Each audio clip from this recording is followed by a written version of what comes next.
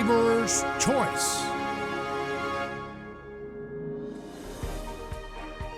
Welcome to A Neighbor's Choice. I'm your host, David Gornoski. So glad to be with you here again in our neighborhood here in Central Florida, where the problems we have, they're not that hard to solve. We just got to learn to solve them ourselves. We can't rely on the so-called experts and their infinite wisdom to map out our lives for us.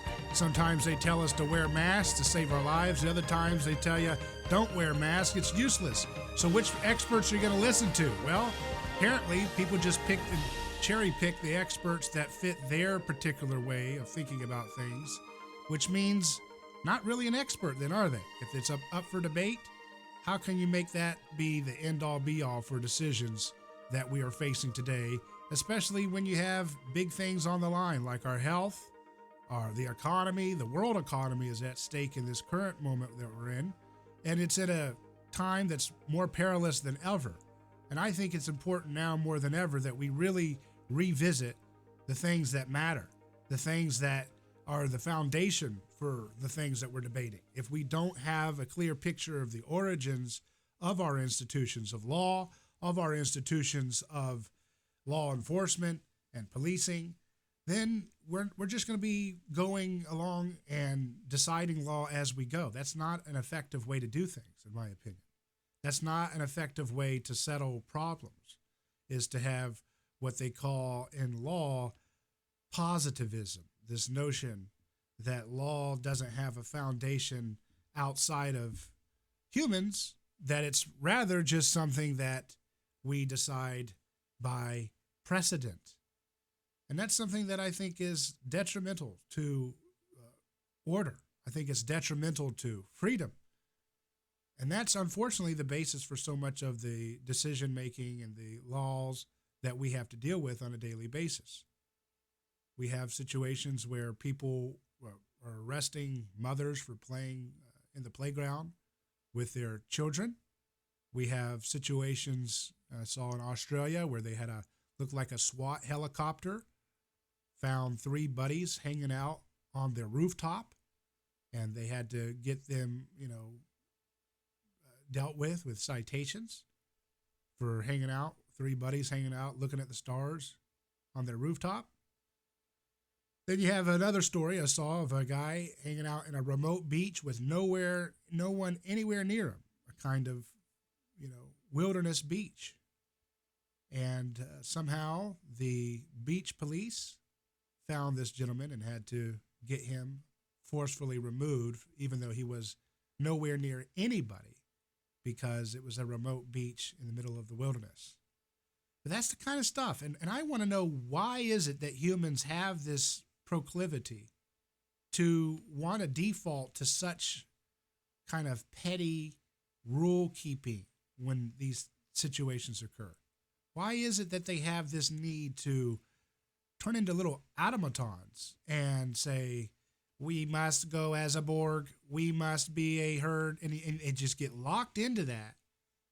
And you can't reason with a lot of humans when they get locked into it. It's similar to the bystander effect, although this is a more active version of bystander. You're not just sitting around passively. Well, in this case they are, but so often people are actively promoting and cheering on the destruction of their freedoms, the destruction of their foundation for wealth and their businesses. They're afraid that they can't walk in a public park anymore.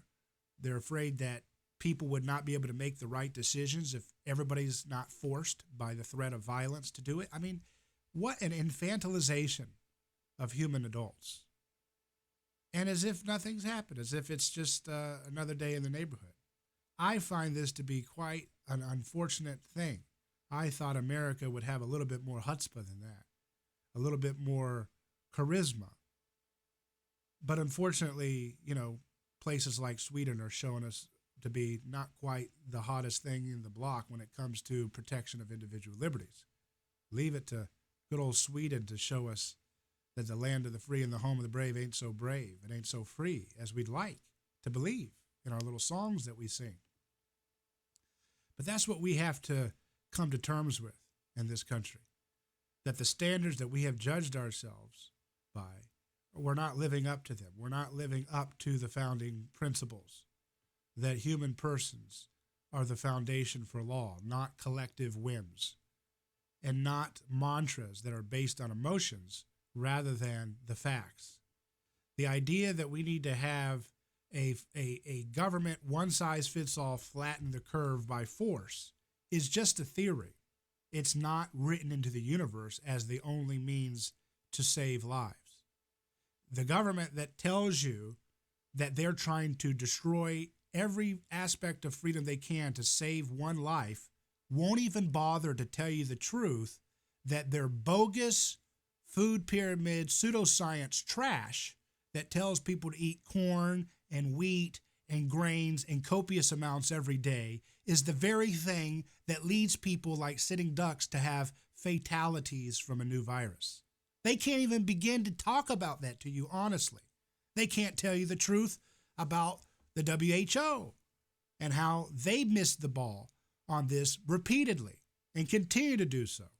On nutrition and whether masks or whether it can be infected by person to person, they were wrong on all of it. These guys are fools.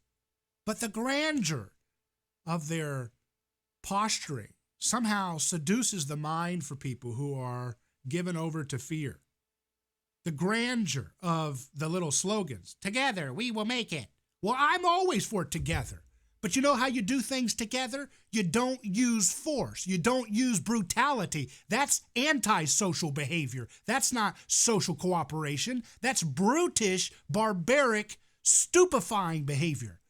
I'm together. We will do things the way human beings are supposed to do things together, which is working things out as a community, not as this antisocial thing where people are ratting each other out because they played on the playground with their children. You know, the Declaration of Independence says that those rights that they talk about, they're not to be meddled with ever, and that it's not just the option, it is the duty for a nation to protect their liberty against governments that want to meddle and destroy it. It's a duty. And the Declaration of Independence is in the U.S. Code. It's in the National Code. So it's part of our law. And it says it's a duty for us to defend our life, our liberty, and our property.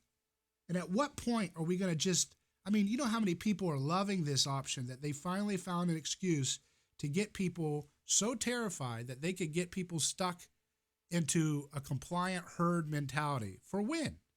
Los Angeles' mayor says they're not going to let things happen with live events to 2021.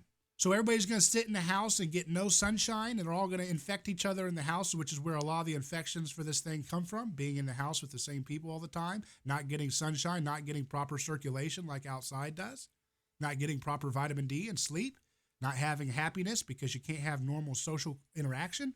That's going to cause more deaths. These stupid people who think they're gods are stupidly sending people into very, very harm's way.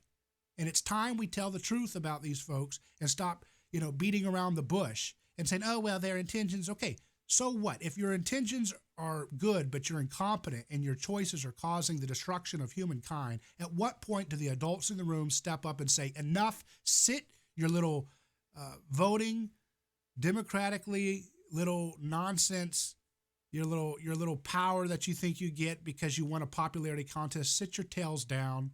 You don't own nothing. You own nothing. You don't even own the words that come out of your mouths because they tell us, don't touch that. Remember the Surgeon General? Don't anybody wear a mask. It's fine. Now, oh my goodness, everybody's going to have a mask. Now they're trying to create ordinances where you get fined or something if you don't have a mask in certain places. Stupid, stupid people. And that's exactly what they are. They're fools. But we're going to unpack the origins of police power with an attorney named Jarod Wachtel. How you doing, Jarod?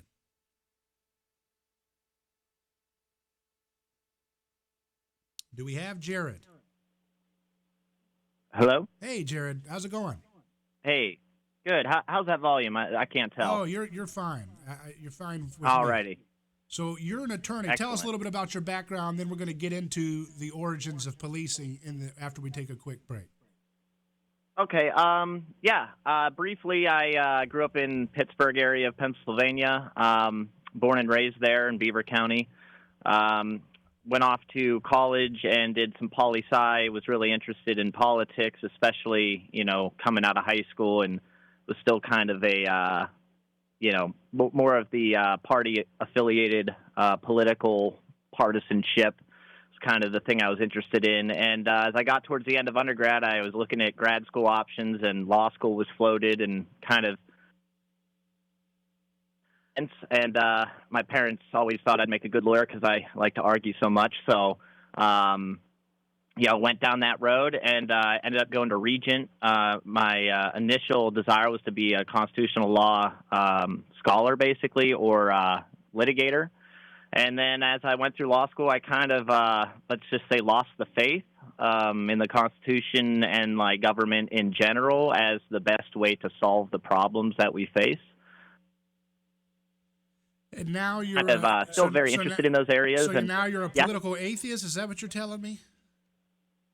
Kind of, yeah. I guess that's a close way of putting it. But it's something that I think is still very important, but I don't look to it as a path for a plausible solution. I finished up law school. I practiced law in Colorado for a little while, did some family law and some criminal law, some small business law, and then moved back to Pennsylvania and started working for a judge. I write legal opinions, basically all the opinions the judge signs off on and issues, I write them. So it's kind of like a legal ghostwriter. Yeah, that's interesting. So you had a journey politically. You went from kind of the standard conventional ideas into more of a sharper understanding of the origins. And I think people need to understand this from a legal perspective. And so when we return in just a moment, we're going to look into the origins of police power. We want to look into a little bit of the history of it, the foundation of it in Western law and in America, and then understand what we can do to safeguard the foundations that we have. I think it's important that we always keep the basis for the laws that we want to advocate for or keep on the books in mind whenever we want to have these discussions, if we're going to have them in any meaningful way. So you're listening to A Neighbor's Choice. I'm David Gornoski. More to come in just a moment.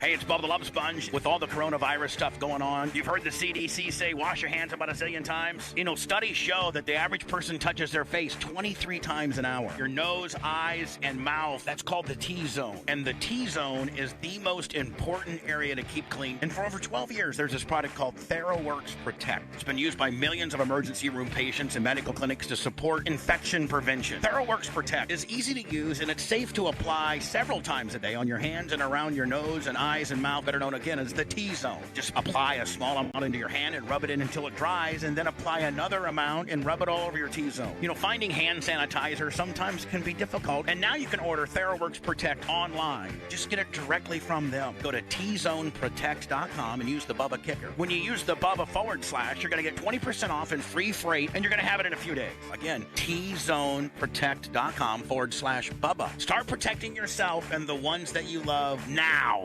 Mom always told us to eat our fruits and veggies. Well, there's no better way to keep Mom happy than to take Fortify Organic Blue-Green Superfood. Studies indicate people who consume the most fruits and veggies each day are the healthiest with the best improved immune system. This product was created and designed by board-certified Dr. Michael Lang. You know him from the program Ask the Doctor. During this viral pandemic crisis, Dr. Lang recommends eating 10 servings of organic fruits and veggies a day, but this may not be realistic. This product produced by Dr. Lang has developed one of the first all-organic, gluten-free, and FODMAP-free superfood. It's called Fortify Organic Blue-Green Superfood. It's simple to take. Drink one serving a day to get 12 different superfoods. It's compatible for people with IBS since it's FODMAP-free. Perfect for anyone who needs a fruit and vegetable boost. Right now, Fortify is offering 25% off this superfood product. Go to Fortify.com. That's Fortify.com. Use promo code RADIO and receive the 25% discount. Eat healthy, be healthy. Fortify.com. Keeping America fit and healthy during this time of precautionary change. For over 18 years, I've enjoyed an AV rating of 5.0 out of 5.0 from Martindale Hubble.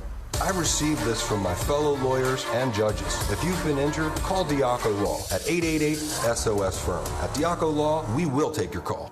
Medical malpractice or wrongful death? Call SOS. Call Diaco Law at 888-SOS-FIRM for a free injury case evaluation. And remember, there's no fees or costs unless we win. At Diaco Law, we will take your call. Homeowners, do you have trees that are dangerously close to your home that can do a lot of damage? Oops. Well, ABC 1-2 Tree offers experienced, fully insured professionals at honest, affordable prices. Their equipment is state-of-the-art. They use the safest practices in the industry. They have 5-star Google reviews. ABC 1-2 Tree only employs certified arborists. Call them at 727-522-8733. That's 727-522-8733. Or go to abc12tree.com.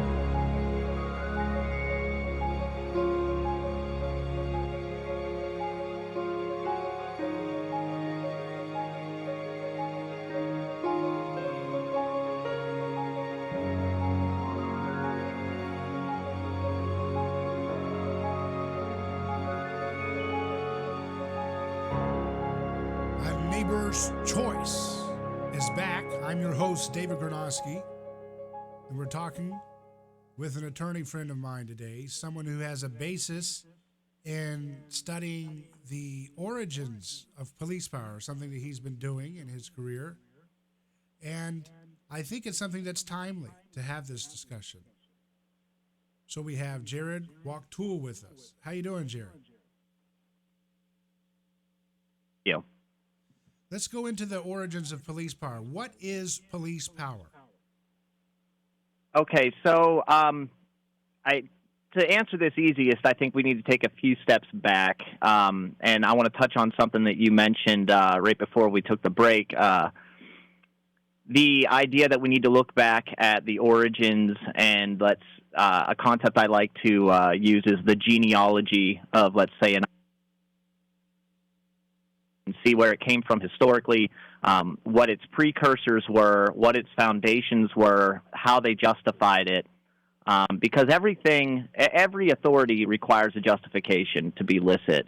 And this is kind of a bit of the overarching argument that I would make in, let's say, my own political philosophy.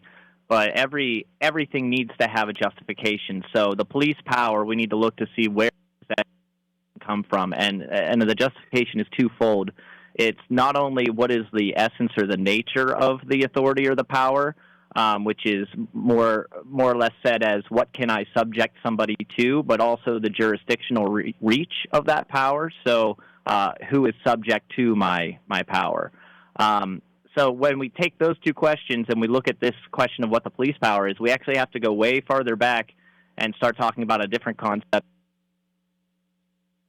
parens patria, which roughly translates to father or parent of the country. And this goes all the way back to Roman times. It kind of is actually what kind of came from the idea of the paterfamilias, having the father of the house who basically has the power of life and death over everybody underneath him in his dominus. And the idea that that's essentially a microcosm of the idea of sovereignty and jurisdiction and a state, as it were, if the family was, let's say, a proto-state. So looking at the police power today and where it comes from, the police power essentially, and this is the part that I think is you might find humorous, but I have some quotes actually that I've put together about the police power, and I'll tell you what it is. And here's a couple quotes. For over a century, legal scholars and even the high court justices lamented defining the police power. In 1895, one legal scholar would write that, quote, discussions of what is called the police power are often uninstructive, end quote. In 1907, an article in the Columbia Law Review entitled, quote, what is the police power, end quote, noted that, quote, no phrase is more frequently used and at the same time less understood, end quote, than the police power. And then in 2007, another 100 years later, an article on the police power proclaimed, the police power suffers from a surprising problem. Though it has been in constant use for many years and has proved important in the vocabulary of American constitutional law, indeed it has even been said to be one of the most important concepts in American constitutional history, and that's a quote, it is, or stands for, one of the most misunderstood ideas in constitutional law. The meaning and implications of the term are far from clear. And that's just a handful. And I have found many, many, many more quotes like this from Supreme Court case law, as well as from law reviews, and even from people who are considered like the foremost experts in police power. There isn't a good definition because the police power is essentially sovereignty. When we talk about the police power and its origin of the parens patria power, and where it came from the idea of the Roman conception, but we also look at it from a more recent conception with, let's say, kingship, where we came from with England. All the ideas of the police power in our American legal system today are essentially stemming from this idea of sovereignty, which is Jarod, essentially... We're going to take a quick yes. break, and we'll continue in just Sure. a moment. You're live on A Neighbor's Choice. We're going to unpack the origins of policing in just a moment. Don't go anywhere. And now, a message from Vistaprint.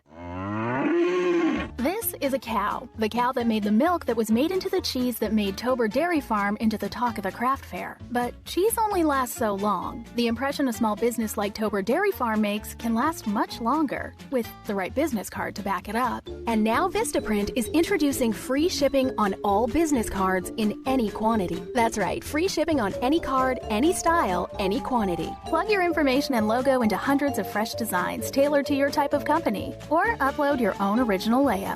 Pick from paper stocks like matte, glossy, or uncoated. You can even upgrade to a unique touch like rounded corners. The choice is yours. The time is now. I said now, not cow, Farmer Tober. For a limited time only, get free shipping on all business cards in any quantity at Vistaprint.com with promo code 2828. That's promo code 2828 at Vistaprint.com. Vistaprint. Own the now.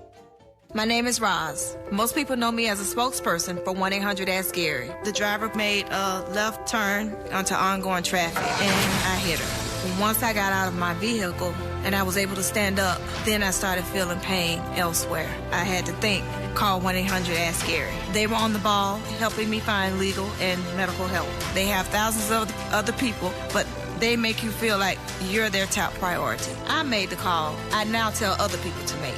Non-attorney spokesperson. Hi, I'm Randy Jackson. When I was diagnosed with type 2 diabetes, I also learned about its serious connection with cardiovascular disease. I knew I needed to make some major lifestyle changes that would help me manage my type 2 diabetes. I am working with the American Heart Association to lead an educational campaign called The Heart of Diabetes and share tips that have helped me stay in the know and guide me toward a healthier way of living. Keep active, normalize critical health numbers, opt for a healthy lifestyle, and work with a healthcare provider. I test my blood sugar every day, and I plan my meals and activities accordingly. I visit my healthcare provider. He helps me stay motivated. I take a brisk walk every morning and make healthy food choices. I'm Dr. Dan Jones. These people are living proof that type 2 diabetes can be successfully managed. Please visit your own healthcare provider, and for more information, visit iknowdiabetes.org. Are you tired of high cable TV rates? Sign up for Dish today and get a $500 bonus offer while supplies last. Plus, lock in your price for 2 years guaranteed. Call All American Dish, your Dish authorized retailer now. 800-818-3967. 800-818-3967. That's 800-818-3967. Offers require credit qualification, 24-month commitment, early termination fee, and e-auto pay. Restrictions apply. Call for details.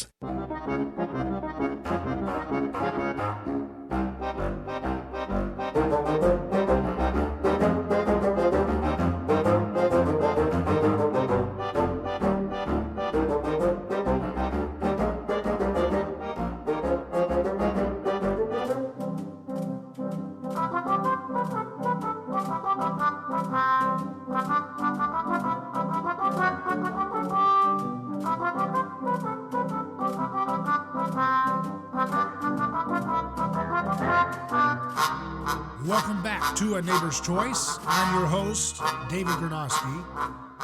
Good to be with you here. And we're talking about the origins of policing, the power that's been granted by states, or granted to states, to enforce and execute laws, to enforce them once the decision has been made that this is a law that the collective should have.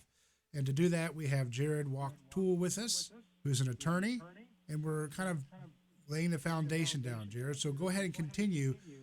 You were talking before the break about how it's based in this idea of sovereignty. So just to backtrack a step, so basically the police power is what we call today, it's a term of art when we use it today in the legal world. But even at the highest levels, there is really no good definition of what it is or what the, let's say, outer contours of the power is. And as I was going through some of those other quotes, basically the police power is essentially synonymous with sovereign power. It is the plenary power of the state as sovereign. Now, we can get into, different debates or conversations about where does sovereignty truly lie, with the state, with the people, with the independent states, or, whatever it is. But at the end of the day, the authority that is being exercised is sovereign authority, and the police power is essentially the residual authority that the state has always had and will always have by its nature of being, quote unquote, sovereign. So that's the police power. That's where it gets its power to, enforce its laws, to create laws. That's the legislative power, the power to tax, the power to conscript, all those things that we look at as things that no normal human could do with normal morality. The sovereign is, let's say, this superhuman entity that, let's say, has more rights or license or ability than a normal human would. So that sounds kind of like Thomas Hobbes and what he talked about, the Leviathan. Is that where that's exactly what it is. It is the idea that and if you look at the cover of the Leviathan, it's essentially all of the community is the body, and then, of course, the king or the prince is the head, and that being the unitary executive, the sovereign, the one who actually is the, let's just say, the visible hand of the invisible God. Mm-hmm. So that's the basis of the kind of policing we still have. Is that what you're saying? Yeah, that's the fundamental foundation of the criminal law as well. And that's when we think of police today, we think of, law enforcement officers and other federal agencies that go out and enforce laws. But the term policing is, it has a rich history itself, and it's only taken on that specific meaning within the last couple hundred years, really starting in France and Scotland. Mm-hmm. So one of the things that I think is hard to, keep is the notion of law that's immutable, that's unchanging. The idea that the founders were hinting at, that your life, your liberty, your property are given to you not from government. Well, how is that in any way compatible with what you've just laid out as the foundation of police power being a sovereign thing that is almost a special power that is reserved for sovereigns in the Hobbesian sense, in Thomas Hobbes's idea. Well, and that's the thing, is it's not. And that's where I think I have a fundamental disagreement with the idea of trying to create a sovereign institution and then limiting it to try to keep itself sovereign, because it itself is, by nature of being sovereign, without limitation or possibility of being limited except by itself.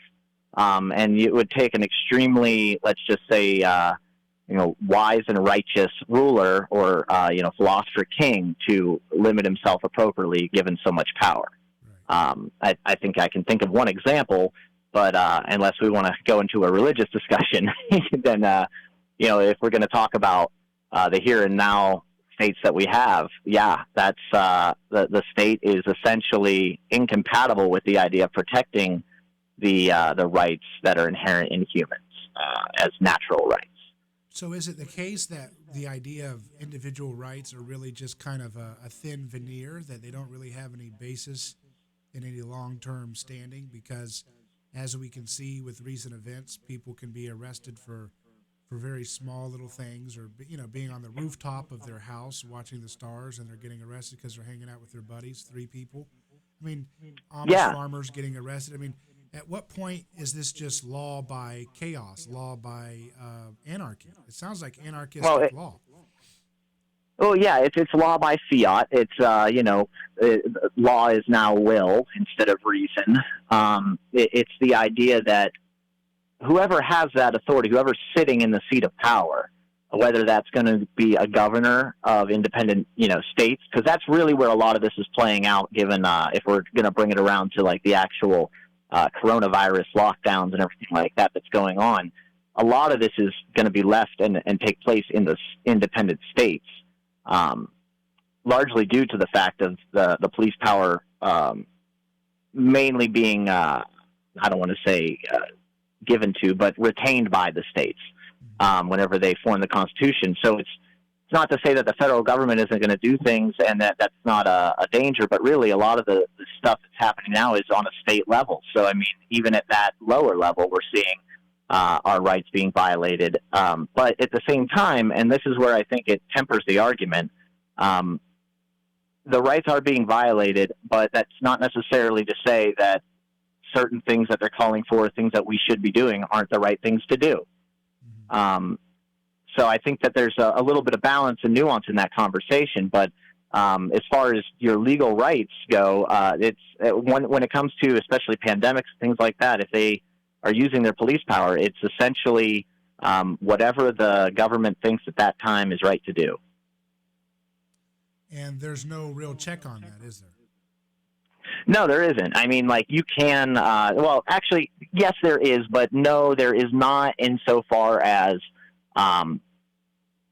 you're not going to win an argument against the jurisprudence that's been built up to support the state in, let's say, pursuing most, if not all, of the actions they're doing now, and even some that are more extreme. And I collected some of these cases from previous years and currently, if you'd want to go over some of those, and we can kind of get into a little bit more of the details about it. Let's just go over one. Let's see what we can do with the time we have left in this segment. Okay.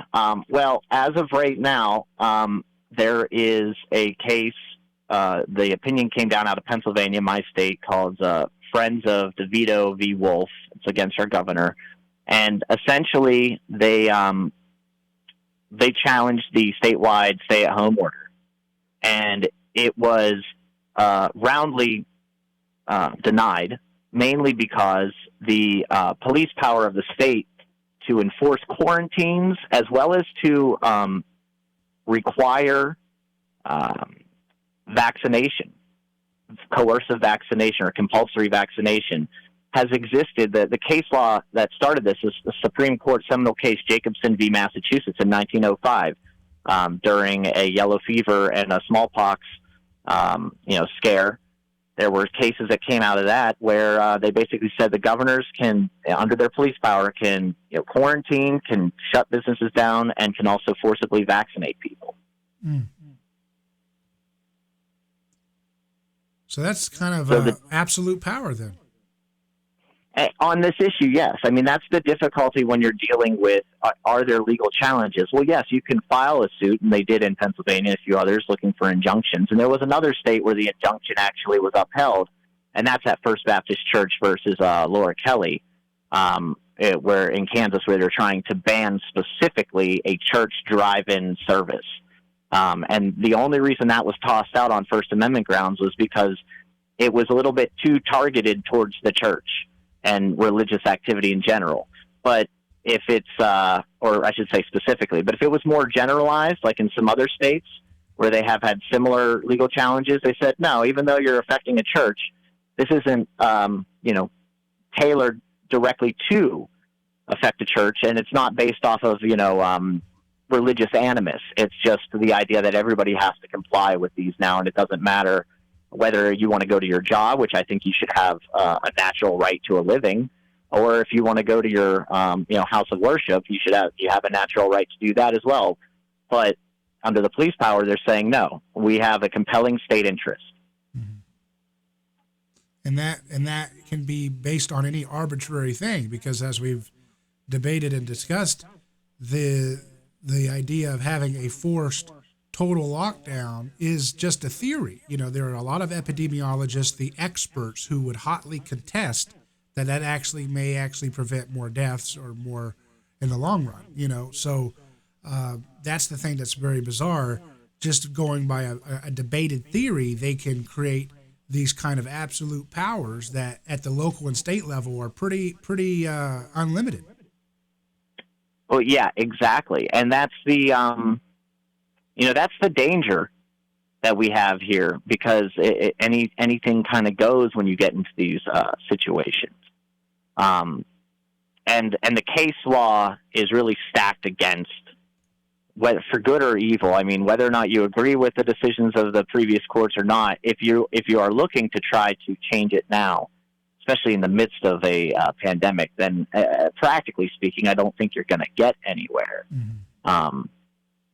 which is unfortunate. But at the same time, and like I was saying previously, it doesn't mean that let's say, shutting down some places or limiting occupancy at places wouldn't be a good idea.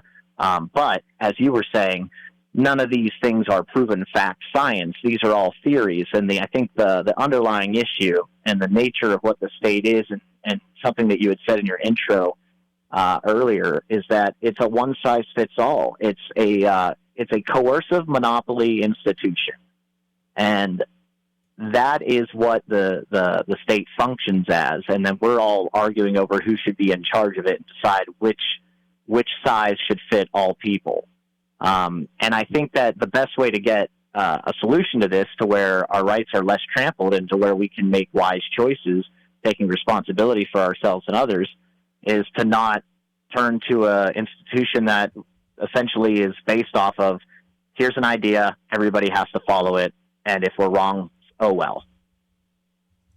So that's a lot of people think that because of the federal government and its constitutional restraints, that somehow that means that same kind of restraint mechanism will be in place at the state and local level for government, but that's not the case, is it?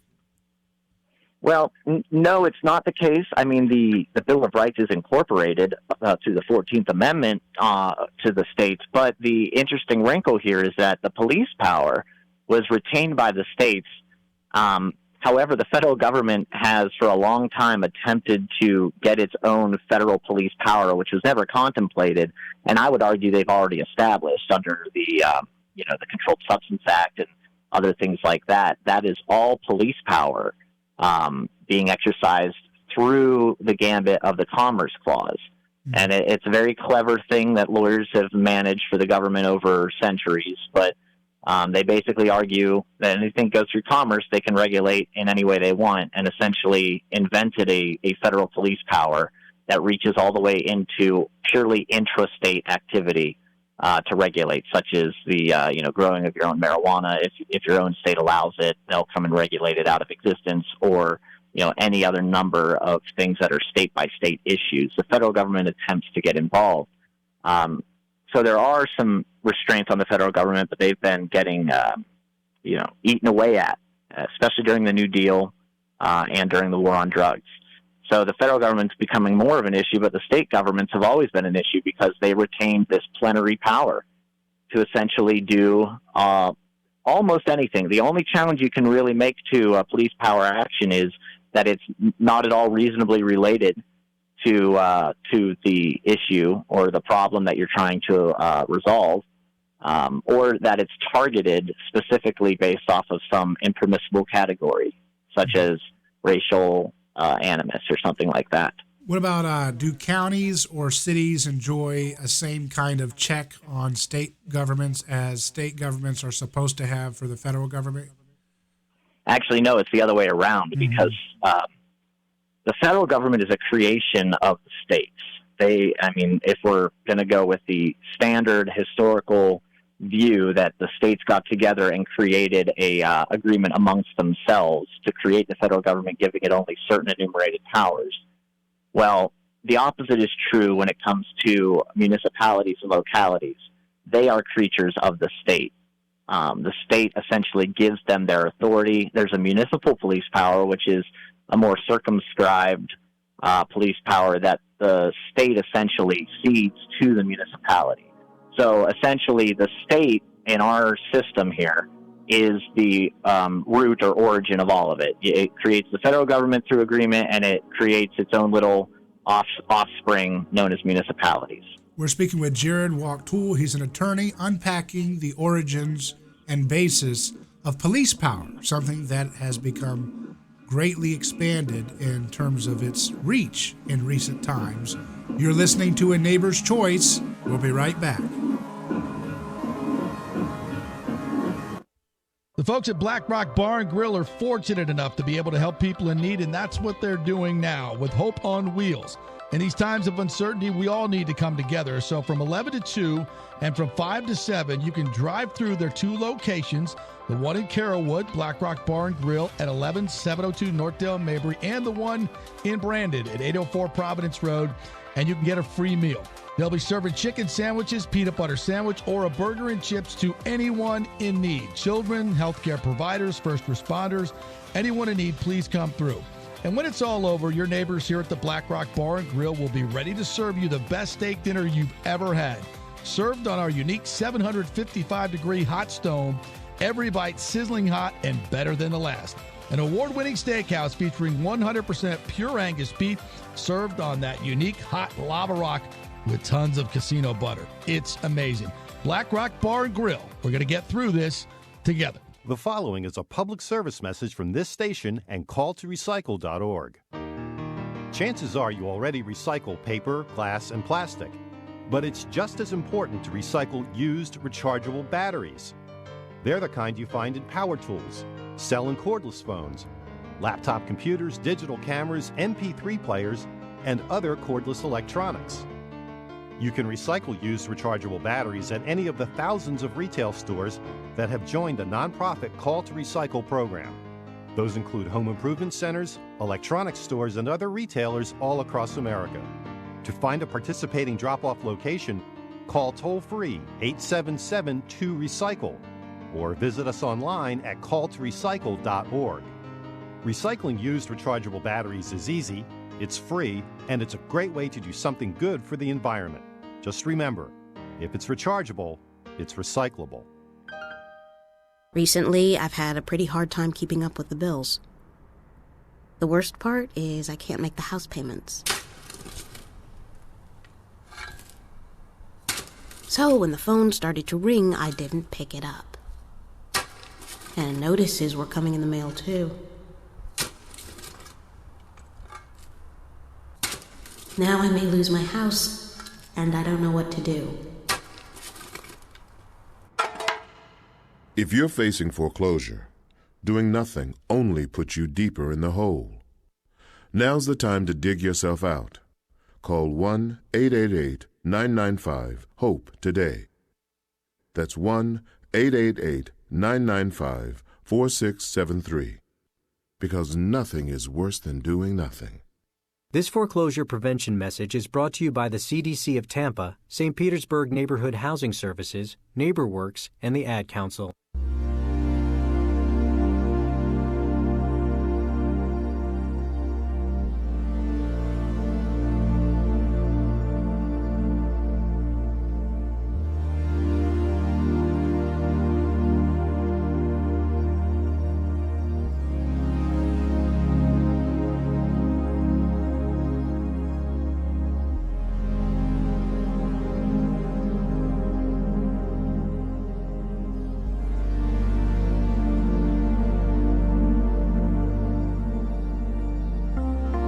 listening to A Neighbor's Choice. We're live with Jarod Wachtel, who's an attorney, and we're unpacking the origins of police power and how it's used in history and how it's being used now, the basis of it, the history of it, and what that means for us today.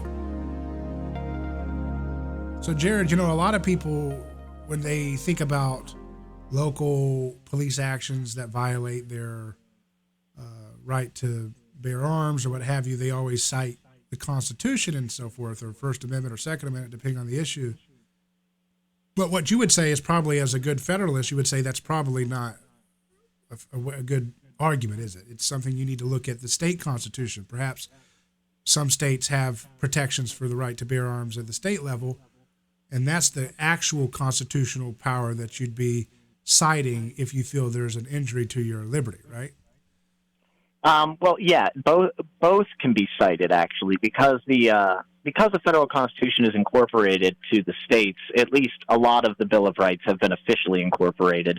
Some, such as the Third Amendment, we never have had to deal with a quartering of troops issue, so that case law just hasn't been established. But in Pennsylvania, the Pennsylvania Constitution is similar in a lot of respects to the United States Constitution, but it actually offers greater protections. So a state constitution might offer you greater protections than the federal constitution because it's developed under its own, letter of its constitution and its own jurisprudence and case law. But the state constitution or anything that the state can do cannot run afoul of anything that's been incorporated of the federal constitution. So sometimes you might fare better under the federal constitution than the state, or vice versa. So in Pennsylvania, if let's say you're getting pulled over by a police officer and maybe they didn't have good cause, and you're just a passenger in a car, and whether or not you have an expectation of privacy and even have standing to challenge a Fourth Amendment claim under federal law, probably no standing. You probably don't have a reasonable expectation of privacy. Under Pennsylvania constitutional law, we actually have a little more or a higher, shall we say, what's the right word? We revere privacy a little bit more under our jurisprudence. So we actually would have, in that same case, you would have standing to raise a Fourth Amendment challenge to an unlawful search or seizure. So it kind of is it's on a case-by-case basis, and that's the joke of law school is basically anytime somebody asks you a question, your first response is it depends, because it really is based off of state-by-state issues and then how those interplay with the federal constitution. So what's interesting about this is that it all is a matter of faith. Who do you put your trust in, right? And as you point out, and some of the things that you've sent me, you quote, the biblical view of the law, the courts, and the state is profoundly radical. The Bible looks upon the state as a kind of rebellious artifice. It is spurious, a human creation in rebellion against God. What do you mean by that? Well, and I forget, where was that quoted from? I think that's included there. It's by Philip Berrigan. Uh-huh. Yes, that's right. I mean, at the fundamental root, if we go back to how we kind of started this conversation, the origins of the police power essentially being this idea of sovereignty, sovereign authority existing in a human person, like back when we had just a king, or in a human institution, whether that be, the state that is the United States and our Constitution, or any kind of state around the world. Is that it is essentially you're putting your faith, your trust, you're pledging allegiance to the ways of a human sovereign institution or a human sovereign person, and the ways of that person, by definition of what the state is violence and coercion. And it is a coercive monopolistic institution. So if you can see it as almost as this is the God that we have created for ourselves, it is the pagan Emmanuel God with us, and we look to it to solve our problems, to keep food on the table, to end disease, to do all these things that we put our faith in it. to such a degree that we essentially will stand by and either allow or applaud violence against our neighbors. And that's a sad state to be in, but that's something we need to continue to understand so we can make the right choice and choose love and peace and mercy, not sacrifice. Thanks for your time, Jarod. We'll continue in just a moment, live on A Neighbor's Choice. I want my cash now. Are you getting payments over time for a legal settlement? I want my cash now. If you have a structured settlement and you want your cash now, call CBC Funding for a free cash review of your structured settlement. Call 800-574-1624. 800-574-1624. That's 800-574-1624. Do you have a structured settlement? I want my cash now. Are you getting payments over time from a legal settlement? I want my cash now. If you have a structured settlement and you want your cash now, call CBC Funding for a free cash review of your structured settlement. Call 800-574-1624. 800-574-1624. That's 800-574-1624. Excuse me, do you know how to get to Maine and Maple? Do you have these in a 7.5? How's that cooked? Can I get that shipped overnight?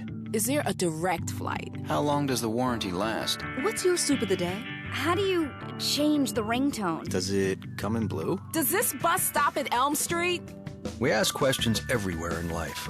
Is it raining out? What time's the meeting? How much does this cost? Does it have four-wheel drive? Have we met before? What's my account balance? Yet somehow, when we get to the doctor's office...